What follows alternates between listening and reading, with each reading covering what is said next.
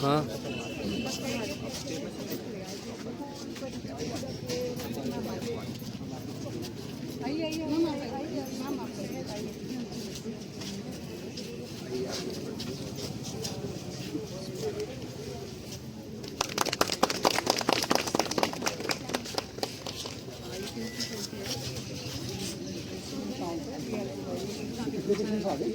Sir 76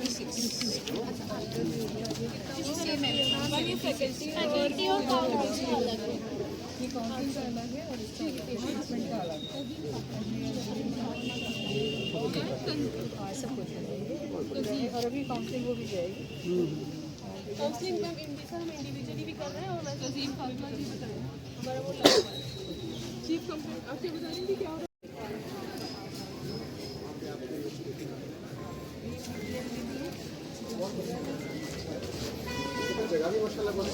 बस अब यहीं पे काउंसलिंग अभी शुरू कर रहा है।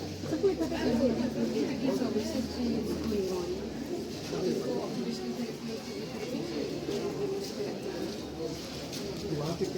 ये अभी काउंसलिंग सेशन से स्टार्ट होगी ना, ट्यूसडे करते हैं यहाँ पे।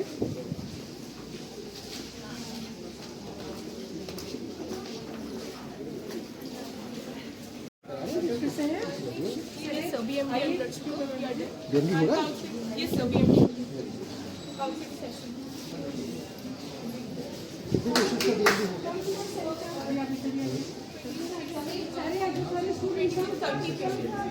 कितना निकल रहा है एवरेज क्या है? They are all on the lower side or the normal? Lower side. कितने % पर जाते हैं? Out of 26, how many people have this substitute? 20 plus. This is the GMP जो है अबाउट 20 ओके।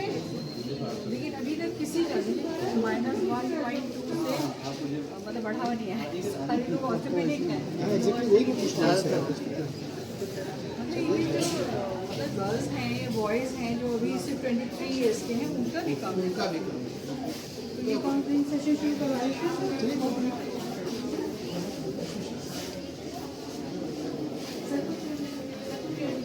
नहीं आप कंटिन्यू मत करो। स्टार्ट करा आप बैठिए ना, आप कंटिन्यू आप शुरू करिए। I'm just there. See the status today. So health science is so dynamic, it keeps on changing, upgrading. One has to be extra cautious. इसीलिए second consultation, second opinion, third opinions before you intervene into your body by somebody. बहुत important है. It's not that safe and easy. इसलिए मैंने आपसे किया कि casual health care में casual नहीं होना चाहिए।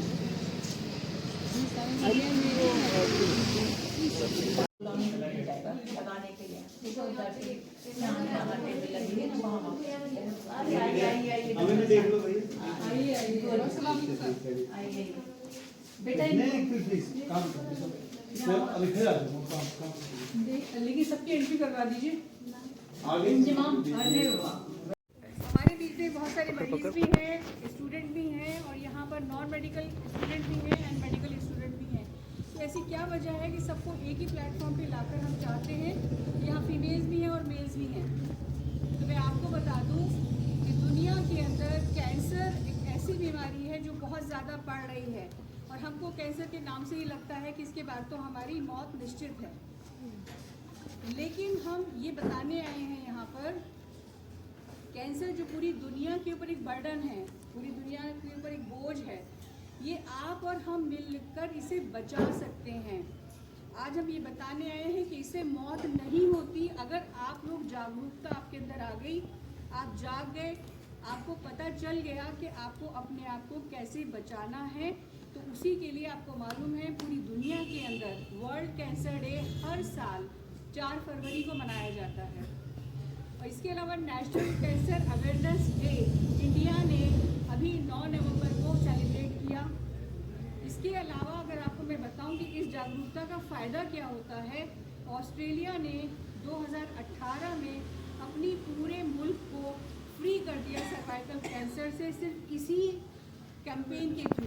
ये कैंपेन क्या है कि हम चाहते हैं कि जो डॉक्टर्स हैं वो तो स्किल्ड है ही, वो अपने जैसे दूसरे साथियों को भी स्किल्ड करें। क्योंकि फॉर एग्जांपल अगर मैं एक डेंटल वाला जो है मेरी तमाम चीज़ें जानता हो, तो हमने क्या किया कि उनको दोबारा से नॉलेज दिया, हर एस्पेक्ट पे नॉलेज दिया, सो दैट डॉक्टर जो है उनका रीओरिएंटेशन हो जाए, दोबारा से उन्हें पता चल जाए। इतना ही नहीं किया, हमने उनको ये भी बताया कि जो मेथड्स हैं उन मेथड्स के ज़रिए कैसे हम मरीज़ को अपने बताएंगे कि इसको प्रिवेंशन में वो मरीज़ कैसे लाएगा अपने आप को। तो हमने हैंड्स ऑन ट्रेनिंग रखा उसके लिए। हमारे कुछ टूल थे, उनको बताया इन्हें कैसे इस्तेमाल करना है, कैसे रिजल्ट देखना है, कौन सा टेस्ट कराना है, वो टेस्ट कैसे होगा। हम यही नहीं रुके, क्योंकि अगर हमारे पास नॉलेज है, हमने अपनी नॉलेज को रिफ़्रेश कर लिया, तो अब ये नॉलेज आगे जानी चाहिए। और मेरा बहुत बिलीव है कि खैरुकुम मन तअल्लमल कुरान व अल्लमा। हमारे कुरान शरीफ में लिखा हुआ है, ग्रंथों में लिखा हुआ है कि आपको जो इल्म है वो हासिल तो करना है, सिर्फ अपने तक नहीं रखना है, वो दूसरों तक पहुंचाना है। यानी जो इल्म सीख लिया, सीख कर यहीं नहीं रखना है। तो आज जो हम लोग थोड़े कम हैं, ये अगर बहुत ज़्यादा होते तो मुझे लगता हर एक को बहुत अहमियत का अंदाज़ा होना चाहिए। अस्सलाम वालेकुम। हमारी धरती एक घर की तरह है और इस घर में रहने वाला हर शख्स हमारा एक फैमिली मेम्बर है।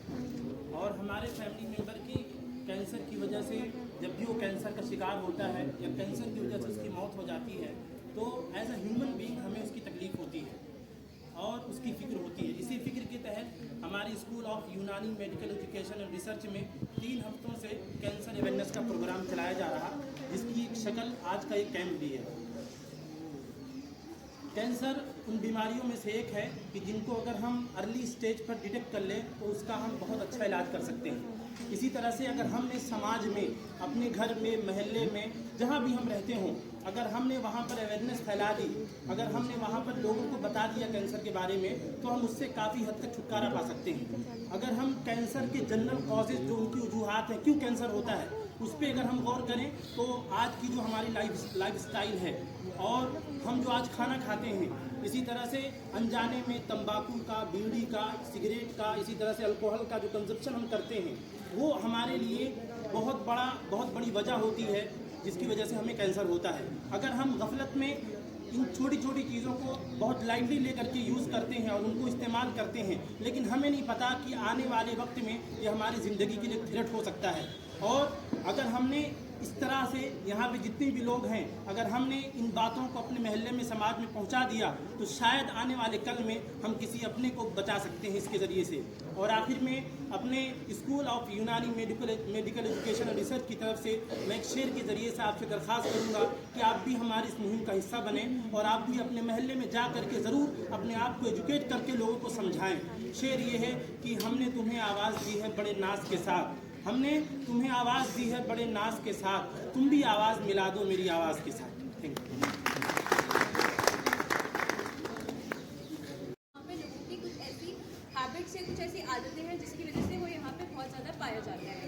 सबसे इम्पॉर्टेंट उसमें बीड़ी, गुटखा और सिगरेट का सेवन करना होता है। तो सबसे पहला स्टेप जो होता है ओरल कैंसर को प्रिवेंट करने में, वो है इन आदतों को छोड़ना। ओरल कैंसर आपको आपका डॉक्टर डिटेक्ट करता है। इसमें आपका डेंटिस्ट हो सकता है या आपका कोई भी फिजिशियन हो सकता है जहाँ आप जाते हैं। अगर आपके मुंह में कोई छाला है जो बहुत टाइम से है, 1-2 महीने से ज़्यादा ठीक नहीं हो रहा है, तो आपको उसे जरूर डॉक्टर के पास लेके जाना चाहिए। क्योंकि मैं फिजियोथेरेपिस्ट हूँ, तो मैं आज आपको थोड़ा इंपॉर्टेंस फिजियोथेरेपी का बताऊँगी ओरल कैंसर में। सबसे इम्पॉर्टेंट चीज़ तो ये है कि मोस्टली फिजियोथेरेपी का जो रोल होता है ओरल कैंसर में, वो कैंसर की सर्जरी के बाद होता है। कैंसर यूजुअली जो भी एक पेशेंट को होता है, उसकी सर्जरी में ज़्यादातर उनके मुंह पे असर होता है। या तो उनकी जीभ का कुछ हिस्सा काट दिया जाता है, जबड़े का कुछ हिस्सा काट दिया जाता है, या फिर उनकी गर्दन से लेकर जबड़े तक का पूरा हिस्सा हटा दिया जाता है। इन कैंसर की सर्जरीज के बाद पेशेंट अक्सर अपना मुंह नहीं खोल पाते हैं, उनको चबाने में, निगलने में और बोलने में दिक्कत आती है। साथ साथ गर्दन को मूव करने में और अपने हाथ को हिलाने में दिक्कत आती है।